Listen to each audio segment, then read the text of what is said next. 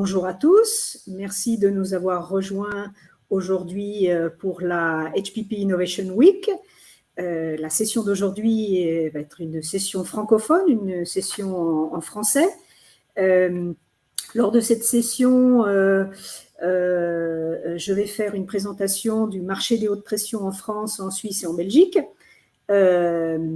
Et je vais avoir le plaisir d'interviewer Gwendal Lanou, qui est le directeur général de HPP Atlantique.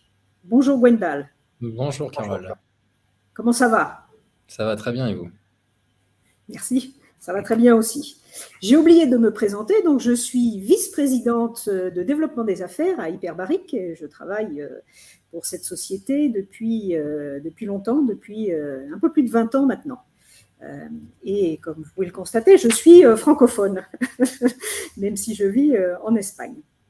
Je vais donc présenter un petit peu plus tard en détail Gwendal, mais nous allons commencer cette session avec un petit tour d'horizon du marché de haute pression en France, en Suisse et en Belgique. Alors, premièrement, notre société, juste pour vous la présenter un petit peu en français, Hyperbaric a commencé ses activités en 1999 en partant d'un projet de R&D. Et nous avons maintenant plusieurs divisions, plusieurs filiales commerciales internationales en Asie, en Amérique du Nord, en Amérique du Sud et une petite filiale aussi en Océanie. Nous sommes le leader mondial de la technologie. Nous avons plus de 20 ans d'expérience. Nous sommes une équipe de 140 personnes à la disposition de nos clients et nous sommes réellement focalisés sur le développement de la technologie de haute pression. Nous avons fait plus de 25 projets de R&D et notre chiffre d'affaires de l'année dernière est de l'ordre d'un peu plus de 60 millions d'euros. Après cette présentation rapide, je passe directement sur les hautes pressions en France, en Suisse et en Belgique, qui est le marché francophone en Europe. Un petit peu d'historique. La première machine de haute pression qui s'est installée en Europe s'est installée en France en 1994. C'était une société qui s'appelait Ulti et qui a installé une première machine qui était d'un fabricant qui maintenant ne commercialise plus, qui s'appelait Alstom. Et cette entreprise a presque une activité de presque plus de 20 ans d'activité. Malheureusement, elle a fermé, mais depuis, il y a d'autres fabricants de jus qui se sont lancés dans la technologie. Nous, Hyperbaric, on a installé notre première machine en 2002 en Espagne, mais la première machine industrielle qui s'est installée en France et qu'on a installée, s'est installée sur le site de 5 degrés ouest en Bretagne pour le décortiquage des homards et l'ouverture des coquillages. Ça, c'était en 2011. D'autres dates pour faire un historique très rapide des principales dates en France. En 2015, nous avons installé la première machine de taille moyenne chez Aspasia, fabricant d'houmous et de tartinables. Et s'est ouvert en France le premier centre de traitement à façon par haute pression, donnant le service à des tiers, HPP Atlantique. Et donc, Gwendal Lanou nous parlera plus d'HPP Atlantique dans la deuxième partie de cette session. En 2015, ah non, il y a une erreur, c'est pas 2015, pardon. En 2022, il y a eu une première mondiale, c'est qu'on a installé une machine 525 Bulk à Hermes-Boisson, et la société, la machine est restée à Hermes, mais le site a été repris par Agro Mousquetaire. L'innovation, c'est que c'est la seule machine au monde qui permet de traiter le jus en vrac. Et en 2022, l'année dernière, HPP Atlantique a augmenté sa capacité de production et en 2023, ça va être le cas de l'atelier V et de Aspasia. Donc les choses progressent en France. En Suisse et en Belgique. Donc en Belgique, la première machine qui a été installée, qu'Hyperbaric a installée, c'est la machine de Volistar pour des produits de charcuterie de volaille. Ensuite, en Suisse, la première machine fut une machine pour la charcuterie, et aussi dans une société qui s'appelle Metzgerei Ernst, près de Zurich. Et il y a eu en 2018 l'ouverture du premier centre de traitement de haute pression en Belgique, et aussi du premier centre de traitement par haute pression, de traitement à façon, HPP Compétences en Suisse. Donc d'un côté HPP Service Belgium et de l'autre côté HPP Compétences. Et nous avons installé en 2019 la troisième machine en Suisse pour les fruits de Martigny. La localisation des machines Hyperbaric.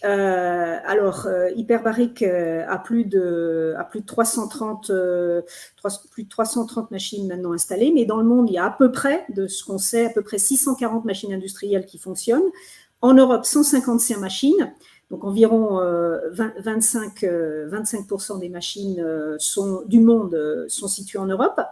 Et de ces 155 machines, Hyperbaric a 70% des installations, 110 machines que nous avons installées. Et il y a 6 machines au total en Belgique, 3 machines en Suisse et 16 machines en France. Et là, en Belgique, nous avons 3 machines, en Suisse aussi, et nous avons 12 machines de Hyperbaric qui fonctionnent en France.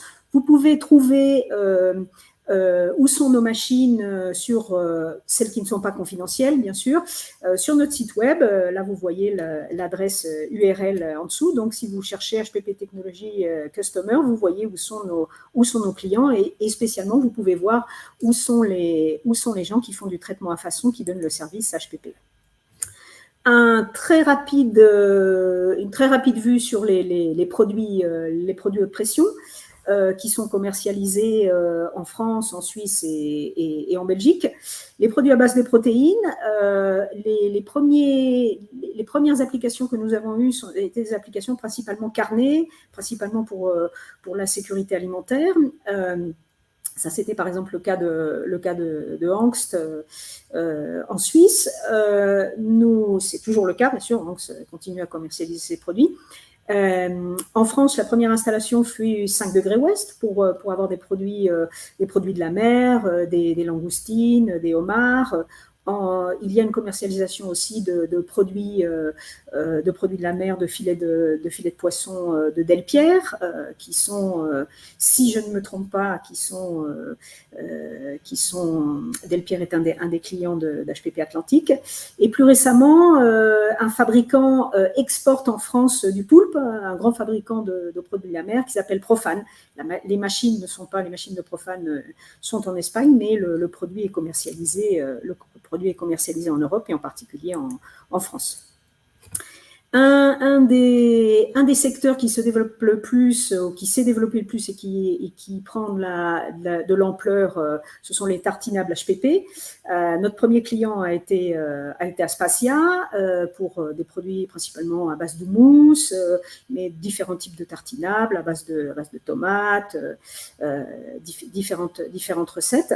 Et l'atelier V en Bretagne a aussi une gamme de produits qui sont produits végétaux et produits bio. Et ils ont gagné le prix Natexpo en 2022. Il y a aussi des produits qui sont commercialisés, des produits à base de guacamole qui sont commercialisés en France et qui sont traités dans d'autres pays que la France, à ma connaissance, par des gens qui font du co-packing, donc qui peuvent fabriquer et traiter par haute pression, ou qui font simplement le traitement haute pression si le guacamole est fabriqué sur dans une autre usine. En ce qui concerne les produits à base de fruits, il y a une marque, à ma connaissance au moins, qui commercialise des baby-food, donc des produits à base de fruits, qui est Yamo en Suisse. Et nous avons aussi sur le marché français et les marchés suisses les produits de la fruitière, qui sont des produits d'assistance culinaire pour la pâtisserie, des produits à base de fruits, et les fruits de Martigny qui font des produits à usage individuel pour le consommateur final qui sont commercialisés en Suisse. Et Wendal Nanou nous dira certainement nous donnera certainement quelques détails sur la collaboration de Vegal, qui est une entreprise aussi qui est sur le site d'HPP Atlantique et qui a lancé une gamme en collaboration avec la marque Frey Mincé, une gamme de produits qui s'appelle Frey Mincé Créative à base de fruits. En ce qui concerne les jus, qui représentent à peu près dans le monde, qui est le plus grand volume de produits HPP qui se traitent, environ 30% de la capacité de production des machines au niveau mondial est utilisée pour les jus et les boissons. Et en France, on peut citer la marque Kookaburra, la marque Juste Pressé. En Suisse, les fruits de Martigny commercialisent une marque Summum sur des produits. Donc, ce sont des produits qui sont pressés à froid et ensuite traités par haute pression pour atteindre la durée de vie nécessaire tout en conservant la qualité sanitaire des produits. Et en ce qui concerne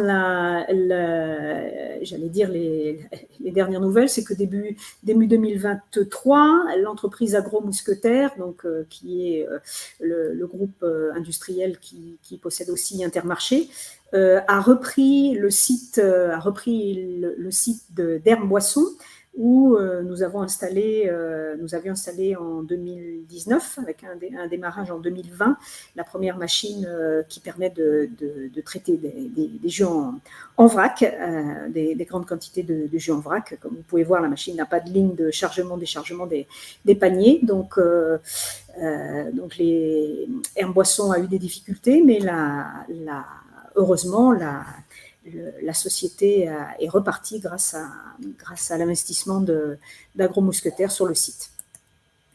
Juste avant de terminer ma présentation, je tiens juste à souligner que dans ces dernières années, en particulier en 2018, il a été publié un document d'orientation, comme vous pouvez le voir, par la communauté européenne, et il y a une traduction en français, vous pouvez le trouver avec l'adresse en dessous, le PDF, et donc qui a établi formellement que le procédé HPP n'est pas soumis à autorisation au niveau de l'Union européenne. Pendant des années, en France, en Suisse, aussi en Belgique, je ne sais pas pourquoi, principalement dans les pays francophones, c'était beaucoup moins un problème en Espagne,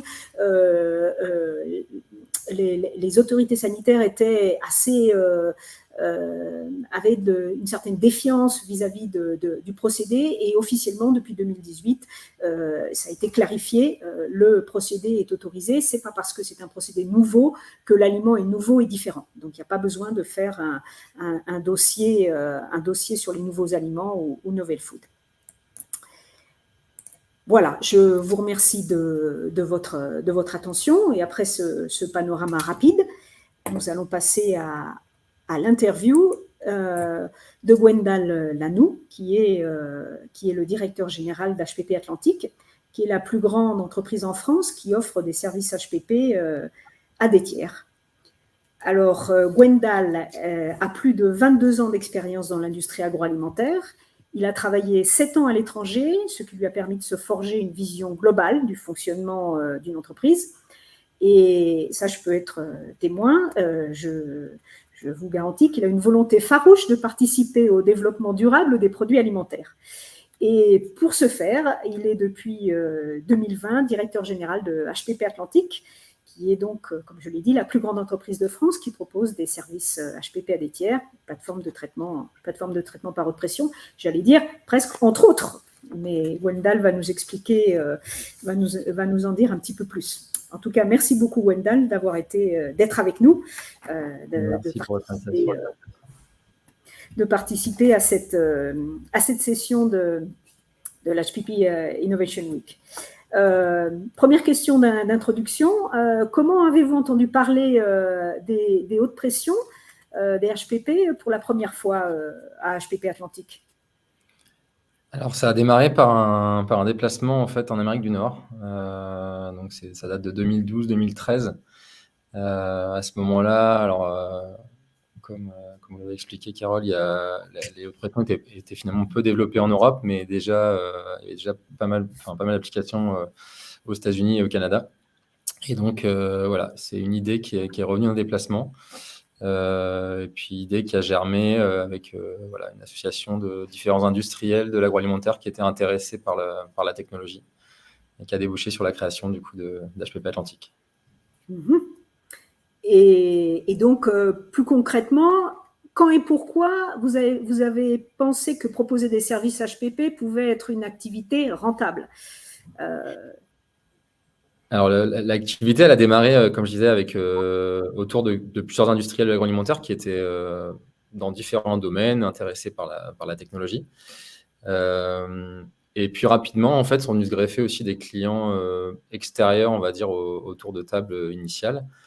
Et donc, autour de ces nouveaux clients, il a fallu construire une équipe. Et puis cette équipe, elle a su, je pense, rapidement donner satisfaction à ses clients. Et voilà, donc ça s'est créé comme ça petit à petit, et pour arriver aujourd'hui à l'activité variée d'HPP Atlantique, quoi. Peut-être que vous pouvez nous donner une idée de l'équipe, de la taille de l'équipe qui permet de donner les services. Ouais, alors aujourd'hui, HPP Atlantique, c'est principalement quatre, enfin, au niveau de l'équipe d'encadrement, quatre ingénieurs agroalimentaires avec des expériences assez variées dans vraiment pas mal de secteurs d'activité. Donc ça nous permet quand même d'avoir une vision assez claire un petit peu des problématiques potentielles de nos clients. Et puis après, c'est sur le terrain une équipe qui reste à taille familiale, hein. On est encore une structure assez modeste, mais une équipe qui est je pense, très compétente, très impliquée, avec un certain dynamisme pour répondre un peu aux différentes demandes qu'on peut avoir et s'adapter toujours aux nouvelles du monde. On en parlera peut-être tout à l'heure, mais des différents services qu'on peut proposer autour de la haute pression. Justement, quels sont les avantages qui sont offerts par HPP Atlantique aux industriels de l'agroalimentaire? Alors, ce qu'on a développé, donc ce qui s'est passé au fur et à mesure des développements, justement, c'est que autour du métier du cœur de métier, qui est donc le traitement par haute pression, donc on est vraiment prestataire de service, c'est-à-dire qu'on va traiter les produits de nos clients. On est également aussi, donc on va dire un centre de production. On est également un centre R&D, c'est-à-dire qu'on peut participer vraiment en amont avec nos clients au développement de leurs produits. On est un petit centre de R&D, on est éligible au crédit impôt recherche, donc on peut vraiment participer, voilà, on va dire de A à Z au développement des produits. Et ensuite, ce qu'on a aussi développé, alors grâce à certains de nos clients qui en ont fait aussi la demande, ça nous a permis de grandir. On a développé des services donc du coup annexes, notamment aval au traitement haute pression. C'est-à-dire, ça peut être des opérations d'étiquetage, des opérations de marquage, des opérations de conditionnement, de colisage, de palettisation. L'idée étant de livrer un produit fini, en fait, qui permette de finaliser le produit pour nos clients. Bien, merci. Quels sont les produits, les applications HPP les plus importantes pour HPP Atlantique? Alors, par rapport à la présentation que vous venez de faire, on a un portefeuille qui peut être un peu atypique. Ce qui se passe, c'est qu'évidemment, sur les gros volumes, donc on a parlé des jus, des tartinables, c'est souvent des applications sur lesquelles les spécialistes achètent leur propre machine. Alors, nous, on traite également des jus, des tartinables, enfin, on fait un peu de tout, mais je dirais que, par exemple, la proportion des jus, pour nous, on parlait tout à l'heure de à peu près 30% sur le marché du HPP. Pour nous, c'est peut-être que 5% les jus, quoi. Donc, on est vraiment un peu atypique dans le portefeuille client. Et on a des applications vraiment très variées. Par exemple, les produits de la mer, pour nous, on a cité tout à l'heure Delpire, c'est une grosse activité. On a aussi beaucoup d'activités en charcuterie, aussi bien sur des dossiers d'export, donc avec des objectifs de rallongement de durée de vie, que sur des objectifs de sécurisation. Donc là, on est plutôt sur des matières premières pour protéger vis-à-vis de certains pathogènes. Ou même des valorisations de coproduits, où là, pareil, on est sur des objectifs de sécurisation et de de durée de vie.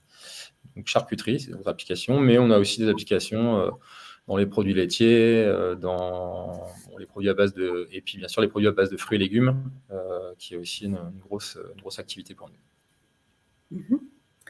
Comment le marché HPP a-t-il évolué depuis qu'HPP Atlantique a commencé en 2015? Ça a commencé par les jus, c'est ça, ou par Ouais, alors le marché, alors on le disait tout à l'heure, le marché est très porteur, hein, le marché, on va dire, mondial, il se développe fortement. Alors je pense que Carole, vous avez plus de chiffres que moi, mais on doit être aux alentours de 15%, enfin dans les projections, 15% de croissance par an. Enfin, je pense qu'il y a peu de marchés alimentaires qui peuvent se targuer d'objectifs ou de chiffres comme ça. Malheureusement, en France, je dirais, ça s'est pas développé aussi vite que ça, ou en tout cas, ça a été parfois un peu plus complexe par rapport aux espoirs qu'on pouvait avoir en 2015, en tout cas. Les raisons, elles sont multiples. Vous avez évoqué un petit peu tout à l'heure le contexte réglementaire qui, bon, voilà, était clairement pas, on va dire, un accélérateur, mais il ne faut pas non plus se cacher que derrière ça. Je pense qu'il y a une histoire quand même aussi de rail industriel, c'est-à-dire que tous les gros faiseurs, les gros industriels en France, on est sur une activité où il y a déjà eu quand même beaucoup d'automatisation, beaucoup de process très établis, et finalement la HP arrivait quand même comme une ligne de rupture qui venait un petit peu remettre en cause des schémas industriels. Et puis le contexte quand même économique et social, en tout cas des 2-3 dernières années, était quand même pas non plus très favorable aux inno de rupture. Quand vous avez déjà des difficultés sur votre cœur de business, c'est vrai que c'est pas forcément, alors même si ça pourrait être le moment, mais bon, économiquement, c'était pas forcément possible. Donc il y a eu quelques freins comme ça, mais moi, ce que je considère, c'est que la haute pression, elle reste au cœur, en fait, elle est vraiment une réponse à des tas de problématiques qui continuent à se poser, même si, voilà, il y a eu des problématiques court terme sur comment payer sa facture d'énergie, mais je veux dire, sur le long terme, la HP répond à des tas d'objectifs, notamment, on peut en citer, mais sur la sécurisation, tout à l'heure, on parlait là des risques sur les pathogènes, où il y a quand même beaucoup de marques aujourd'hui où le risque médiatique par rapport à une crise alimentaire devient insupportable, et la haute pression est une réponse. Les problématiques de formulation sur le retrait de certains additifs, la HP est également une réponse. Et bien sûr, le rallongement des durées de vie avec ce que ça permet de générer sur la baisse de la casse, du gaspillage alimentaire. Là encore, la HP arrive vraiment comme une réponse. Donc, moi, je dirais que même si, voilà, à court terme, ça ne s'est pas forcément tout le temps développé à la vitesse à laquelle on souhaitait, je suis plus qu'optimiste sur l'avenir de la technologie en France comme ailleurs en Europe. Selon vous, quelles applications ou catégories de produits seront la prochaine étape dans l'utilisation de la technologie HPP en termes de Alors, produits ou de catégories, en complémentant un peu la réponse qu'on vient les arguments que vous venez de présenter? Alors, au niveau alimentaire, je pense que les auditeurs savent que il n'y a pas forcément de limite. La limite de la technologie, c'est le taux d'humidité. Enfin, en tout cas, ça ne marche pas sur les produits secs. Mais en dehors de ça, c'est vrai que les applications, elles peuvent être quand même très, très, très variées. Nous, on voit bien qu'il y a donc, on peut à peu près tout imaginer. Nous, ce qu'on voit quand même pointer depuis quelques temps, c'est des applications hors alimentation humaine, avec de plus en plus de questions en cosmétologie. Je pense que il suffit de retourner un tube de crème de beauté pour se rendre compte que les problématiques, en tout cas les questionnements sur les additifs sont pas encore arrivés. Le jour où les femmes se soucieront de ce qu'elles se mettent sur la peau, je pense qu'il y a 2-3 applications qui pourraient arriver.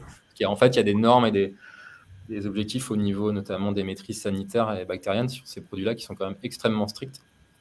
Et je pense que le jour où, pour arriver à ces résultats, il faudra s'affranchir de certains produits chimiques, la haute pression pourra être une réponse. Une autre application qu'on voit poindre, c'est ce qui peut paraître parfois un peu étonnant quand on entend parler dans les médias à longueur de temps de pouvoir d'achat, mais il y a des applications qui commencent à se développer beaucoup aux États-Unis. Il me semble qu'il y a des applications en Espagne également. C'est le pet food, avec les propriétaires de nos meilleurs amis qui commencent on va dire, à se soucier finalement de l'équilibre alimentaire, avec aujourd'hui finalement des produits sur le marché qui sont, on va dire, pour rester poli, ultra processés, sur lequel je pense que d'un point de vue nutritionnel, ne doit pas rester forcément grand-chose. Et donc là, pareil, la haute pression, notamment à travers, même si le terme peut être un peu discuté, mais en tout cas le fait d'apporter, de pouvoir faire consommer à nos animaux de la viande crue, ou en tout cas non cuite, peut apporter une réponse aussi. Et ça, on voit bien que c'est en train on va dire de se développer. Un dernier point, moi je voulais évoquer, on a un petit peu parlé tout à l'heure des contraintes, enfin, en tout cas du cadre réglementaire. Je pense que ce qui pourrait aussi arriver et qui œuvrait aussi dans le cadre du gaspillage, enfin de la lutte contre le gaspillage alimentaire, c'est le fait de reconnaître la technologie comme un traitement assainissant. Alors c'est déjà le cas aux États-Unis. L'USDA a validé la technologie comme telle pour les produits à base de viande. Je pense qu'un jour ou l'autre, ça pourrait arriver aussi bien pour les produits à base de viande, mais aussi pour, par exemple, j'ai en tête des problématiques sur les produits laitiers, sur les fromages, par exemple, notamment, où on pourrait utiliser le traitement haute pression comme un moyen de décontaminer certains lots faiblement contaminés avec certaines bactéries que tout le monde connaît, quoi. Donc ça, c'est également un cadre... Ça serait plus durable que de détruire tout le lot qui peut être rendu parfaitement consommable. Donc on est rendu à une situation où je pense que l'efficacité est connue. Maintenant, il reste à la faire reconnaître, et notamment en réalisant les tests et les validations qui vont bien pour pouvoir bien définir un cadre à tout ça, quoi. Justement, quand un client va utiliser vos services HPP, quelles sont vos recommandations avant qu'il commence vraiment à développer ou à fabriquer le produit, surtout si c'est un produit effectivement peut-être plus nouveau ou qui n'existe pas sur le marché, qu'est-ce que vous recommandez? Nous, ce qu'on répond toujours, c'est qu'il faut commencer par bien définir l'objectif en fait, du traitement. La HPP, c'est pas une réponse à tout. Il y a certaines applications sur lesquelles il y a eu même potentiellement d'avoir aucun intérêt. Par contre, si on définit bien en amont ce qu'on veut y faire, on va pouvoir potentiellement apporter une réponse adéquate. Le premier point, c'est de connaître vraiment les caractéristiques, on va dire, physico-chimiques de son produit. Il y a des tas de paramètres. Alors nous, on est parfois on nous dit vous voulez faire des essais alors que vous savez déjà. Je pense que Caroline va être d'accord là-dessus qu'à un moment donné, il n'y a pas d'autre manière de réaliser un développement autour des hautes pressions que de tester. Et il y a quand même par contre un cadre de départ qui est les caractéristiques physico-chimiques. Je parlais tout à l'heure du taux d'humidité. Enfin, l'AW, c'est vraiment un des paramètres évidemment primordiaux dans ce qui va générer l'efficacité du traitement, mais pas que, quoi. On peut citer le taux de sel, le taux de matière grasse. Enfin, il y a des tas de paramètres qui vont influer. Le deuxième point, évidemment, c'est la compatibilité de l'emballage. On est quand même sur une techno qui se passe dans l'eau. Donc, basiquement, il faut quand même un emballage qui soit étanche et qui va résister en fait au traitement et notamment aux contraintes de compression qu'on va lui faire subir. Donc ça, c'est vraiment des éléments, on va dire, en amont. Donc nous, ce qu'on conseille souvent dans le développement, c'est de réaliser vraiment une première phase de test, on va dire à minima, qui permet de vérifier l'efficacité de traitement sur les conséquences, on va dire, organoleptiques, visuelles, sur le produit, aussi bien sur le produit en lui-même que sur le couple produit-emballage, pour s'assurer que le traitement répond aux attentes. Et puis, dans un second temps, pour entrer dans une phase vraiment plus de développement, d'optimisation, aussi bien des emballages que que du barème de traitement lui-même, voilà, pour affiner ce qui va faire on va dire la validation du procédé et l'obtention des résultats attendus, quoi. C'est complet, effectivement. Je partage le point de vue. Il faut faire quelques essais préliminaires si on veut effectivement optimiser, avoir le meilleur résultat possible. Un petit point de détail simplement, après avoir traité le produit, le renvoyez-vous normalement aux installations de votre client ou il part à une plateforme de distribution qui livre directement au détaillant final? Comment ça fonctionne? Tout est possible ou Ouais, merci pour cette question, parce que ça donne l'occasion d'expliquer, parce qu'effectivement, il y a plein de cas de figure, en fait, concrètement.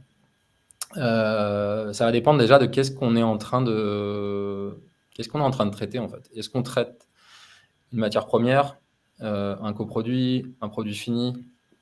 On a plein de cas de figure. Dans le cas où on traite un produit fini, on va effectivement chercher au maximum à essayer de finaliser le procédé de fabrication pour que surtout pas le produit reparte dans l'usine du fabricant pour aller coller une étiquette ou voilà, parce que là, évidemment, en termes de frais fixes, de coûts de transport, de tout ce qu'on veut, on peut réussir à optimiser les choses pour que justement on puisse sortir d'ici, livrer directement. Alors ça peut être la plateforme logistique du client, si derrière il y a du picking ou voilà des opérations de regroupage, ou alors directement une plateforme si on est sur des plus gros volumes, ou un port si c'est pour partir à l'export. Voilà. Après, on a aussi des cas de figure où on traite, par exemple, ce que je disais, une matière première. Donc là, souvent, le produit il est en provenance du fournisseur de notre client. Donc je pense par exemple à de la charcuterie sèche qui peut venir d'Espagne ou d'ailleurs, qui du coup va être traité haute pression pour sécuriser vis-à-vis du risque Listeria, par exemple, et qui du coup sera livré chez notre client pour utilisation. Et on peut aussi avoir des cas de figure où là, par contre, on a vraiment un aller-retour, par exemple sur de la valorisation de coproduits. Donc, vous avez dans votre procédé, vous générez un coproduit sur lequel, par exemple, vous ne maîtrisez pas forcément la charge bactériologique, mais que vous pourriez réincorporer dans votre process en ayant réalisé un traitement assainissant. Donc là, dans ce cas de figure, on peut avoir effectivement un aller-retour des produits depuis l'usine de notre client et qui fait un traitement haute pression et qui récupère son produit pour pouvoir le réincorporer. Donc, plein de cas de figure. On essaie toujours d'étudier entre guillemets, le cycle de vie du produit de A à Z en se mettant vraiment dans les contraintes de nos clients pour voir un peu, essayer d'optimiser.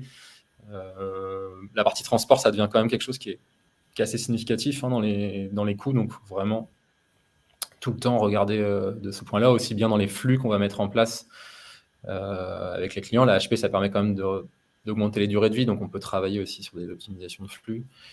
Et puis, pour éventuellement, comme on disait, développer des services annexes pour éviter des allers-retours. Ouais. L'optimisation, c'est crucial, effectivement, au jour d'aujourd'hui, avec tous les coûts qui augmentent, le transport, l'énergie, de matières premières, effectivement, il faut... À ce titre, on peut dire que la haute pression, finalement, elle est... Dans ce cadre-là, alors on a été impacté comme tout le monde par l'augmentation du coût de l'énergie ces derniers temps, mais finalement moins que d'autres, parce que le procédé, il est finalement peu énergivore si on compare à des procédés de pasteurisation à chaud, sur lesquels il faut aussi refroidir très vite derrière. Donc au final, on est quand même dans un contexte où la visibilité sur l'évolution du coût de la haute pression, alors à part si les fabricants de machines ont décidé d'augmenter fortement leur prix, mais globalement, on est non, on n'est pas comme ça, ni nous, ni nos collègues, on va dire. Voilà, mais je dirais qu'on est sur une activité sur laquelle on a finalement une visibilité ou des facteurs de risque sur l'évolution des coûts qui sont finalement moindres que d'autres secteurs d'activité, quoi. Je pense. Effectivement, la technologie n'est pas intensive en énergie. Donc, au jour d'aujourd'hui, c'est vraiment un plus. Une petite question sur les machines haute pression. En tant que plateforme de traitement HPP, qu'est-ce qui a le plus d'importance lors de l'acquisition d'un nouveau système, d'une nouvelle machine de haute pression? Alors, quand on est une plateforme de traitement HEP, donc on est sous-traitant, hein, donc on réalise le traitement pour nos clients. Du coup, la notion de service client, elle est vraiment au cœur de notre métier. Et avec des contraintes quand même de temps qui sont souvent assez courtes, puisqu'on est parfois quand même sur des produits avec des durées de vie qui sont, en tout cas en amont du traitement, qui peuvent être assez courts. Du coup, la notion de fiabilité de la machine est quand même assez primordiale. Alors surtout, en général, quand vous lancez votre activité, vous n'achetez pas 2 machines, vous en avez qu'une. Donc du coup, le fait que cette machine puisse fonctionner en temps et en heure est quand même très important. Donc je pense que c'est un point sur lequel il faut être bien vigilant. Et quand je dis la fiabilité, donc c'est évidemment la fiabilité, le niveau de performance de la machine en elle-même, mais c'est aussi, dans un second temps, puisque de temps en temps on peut quand même avoir des petits soucis, c'est aussi l'efficacité, la proximité et la réponse des services techniques. Gérer tout le service après-vente d'une manière générale, et la proximité éventuelle des stocks de pièces détachées, ce genre de choses. Donc c'est vraiment un des points, je pense, en tout cas pour nous, qui était dans le choix récent d'acheter une machine hyperbarique, sur lequel je pense et on espère dans le temps avoir des réponses vraiment satisfaisantes sur ce point-là. On fera de notre mieux. Wendal. Pour satisfaire aussi nos clients, parce que... Bien sûr. Mais moi, je pense que c'est... Voilà, après, évidemment, selon... on parlait dans une précédente discussion, là, il y a des gros intervenants aux États-Unis maintenant, je crois qu'on ont plus de 10 ou 15 machines. Bon, après, j'imagine qu'il y a vraiment là, du coup, des notions de performance brute des machines, et il y a d'autres critères qui commencent à rentrer en ligne de compte. Mais pour un démarrage, il faut quand même se dire que c'est une activité qui est très spécifique. En gros, pour tout nouvel acquéreur de machines haute pression, il faut quand même se dire que c'est un métier, il y a des compétences spécifiques à acquérir. Donc je pense que d'être bien épaulé, d'avoir quelqu'un au bout du fil, je pense que c'est important au démarrage. Juste ajouter qu'effectivement, les gros faiseurs aux États-Unis qui ont 4, 5, 10 machines, là, en fait, après avoir effectivement cette sécurité, cette fiabilité, maintenant, ils passent pour augmenter la capacité de production, ils passent à automatisation, effectivement, parce que quand on a plusieurs machines, après, c'est l'étape, je crois que c'est l'étape suivante pour arriver à minimiser l'investissement et à maximiser l'efficacité des lignes. Mais bon, effectivement, la fiabilité, c'est le cœur vis-à-vis de nos clients, ceux d'HPP Atlantique comme ceux d'Hyperbaric, c'est le cœur de le nerf de la guerre, si je puis dire. Et dernière question, Wendal, quelles sont les stratégies de croissance envisagées par HPP Atlantique? Oula, vaste question. Vaste question, tout à fait. Donc on va continuer évidemment à être à l'écoute de nos clients. Comme je disais tout à l'heure, il y a eu, on va dire, quelques années là, post-Covid, où on sentait qu'il y avait un certain ralentissement. C'est plus le cas actuellement. Je l'espère pour vous également, Carole, mais moi je sens que les choses repartent vraiment de manière positive. Donc je pense qu'on sera amené potentiellement à réaugmenter notre capacité. En tout cas, je l'espère dans les années à venir, même si on a quand même 5500 tonnes, je crois, de capacitaire, donc on a de quoi voir venir. Mais il y a potentiellement des applications qui peuvent être génératrices de volume importants rapidement. On a aussi une stratégie, alors on l'a un peu évoqué tout à l'heure, on a On a un site ici de 2500 mètres carrés. On n'utilisait pas forcément la totalité pour l'activité de sous-traitance. Donc, on a développé une activité aussi de fabrication, donc de co-packing sur les produits végétaux, donc avec une deuxième structure là qui s'appelle Vegal. Donc, on a lancé donc des desserts de fruits, donc en partenariat là, avec la société Frais Émincé. Et récemment, là, on a développé un nouveau partenariat sur des produits à base de légumes. Donc l'idée, c'est évidemment de consolider l'activité du site en ayant une activité en propre qui permet quand même déjà d'assurer une base arrière, on va dire, pour passer les moments où la sous-traitance est peut-être plus faible. Mais voilà, continuer aussi en parallèle, évidemment, la sous-traitance.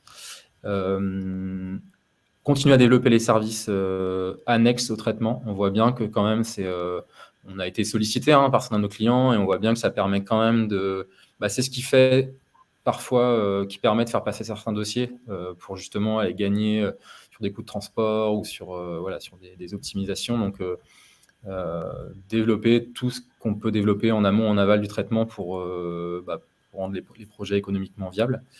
Voilà. Et après, le dernier point, c'est qu'on est aussi à l'écoute des clients. On a parfois certains dossiers, quand vous êtes sous-traitant, évidemment, il y a certains dossiers où les volumes potentiels peuvent justifier à terme l'achat d'une machine. Donc, nous, on n'est pas contre non plus étudier sur certains dossiers le fait demain, pourquoi pas, d'avoir un deuxième centre implanté à un endroit stratégique en France ou sur la base en fait d'un partenariat avec des volumes existants qui justifieraient l'achat d'une machine, quoi.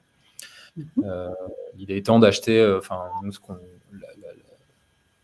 qu'on revendique, ou en tout cas ce qu'on pense, c'est qu'il faut quand même avoir des volumes suffisants pour rendre les choses économiquement viables. Un des points qui a freiné un peu et qui a donné une image un peu en France de la haute pression comme un procédé peut-être un peu cher, était pour moi lié au fait que ça restait quelque chose qui était de l'ordre artisanal, quoi, avec des volumes, quand on se parle de quelques dizaines de tonnes, on ne peut pas comparer ça à des procédés existants thermiques où on procède des milliers de tonnes, quoi. Donc, moi, je suis vraiment là-dessus très vigilant sur le fait de dire il faut lancer des projets qui permettent de valider l'équation économique, et ça, à un moment donné, ça passe par des volumes, quoi. Donc voilà. Et par l'optimisation en aval et en amont. Par exemple, il y a des pistes d'optimisation récemment, des choses qui ont été mises en place à HPP Atlantique justement pour baisser le coût global pour le client. Peut-être des exemples. On va investir là, par exemple, très prochainement dans une nouvelle machine de pesée de poids variable, en fait. Donc, l'idée étant de pouvoir ouvrir cette possibilité-là pour nos clients et donc du coup d'offrir ce nouveau service. Et après, par exemple, on a étudié des solutions d'automatisation de formage des cartons, par exemple, on a une formeuse cagette automatique là pour faire des gains de productivité. Et puis, voilà. Donc, vraiment, on cherche à chaque fois toutes les solutions pour optimiser les coûts. Ouais. Et après, comme je disais tout à l'heure, finalement, l'évolution des coûts d'énergie joue en notre faveur. Il y a certaines applications sur lesquelles on avait tendance à considérer qu'il fallait un certain prix au kilo pour pouvoir imaginer un traitement haute pression. C'est plus le cas. Sur certaines applications, sur de la poche souple, on arrive à des coûts de traitement qui sont inférieurs à un coût de surgélation, quoi. Donc, si le produit en sortie, il a une durée de vie qui vous permet de travailler en frais de manière satisfaisante, vous avez surtout plus intérêt à le surgeler, à vous payer les coûts de surgélation, les coûts de stockage, les pertes à la décongélation. Voilà, donc la haute pression peut devenir très intéressante sur des applications sur lesquelles, à la base, on pensait que le prix, je pense par exemple aux légumes, ou des choses, des prix au kilo qui sont à la base assez faibles et qui étaient, sur lesquels on pouvait imaginer qu'il y avait un frein potentiel. je pense qu'il y a des choses qui peuvent bouger là-dessus de manière très rapide. En tout cas, dans la limite évidemment de la manière dont les process et les usines sont construites, parce qu'on ne bascule pas de surgelé au frais comme ça, mais potentiellement, je pense qu'il y a des choses qui pourraient se développer. Ouais. C'est très, très prometteur tout ça. En tout cas, merci beaucoup Wendal pour avoir répondu à toutes ces questions et nous donner des pistes sur ce que peut être le futur et ce qu'offre aujourd'hui HPP Atlantique. En tout cas, ce qu'on espère, c'est que ça va se développer très fort et puis qu'il y aura plein de nouveaux produits et peut-être de nouvelles implantations. C'est tout ce qu'on souhaite. Merci beaucoup. Merci Wendal. Merci. Merci. Et merci à vous d'avoir écouté vu et écouté cette session. Merci, à bientôt. Au revoir. Au revoir.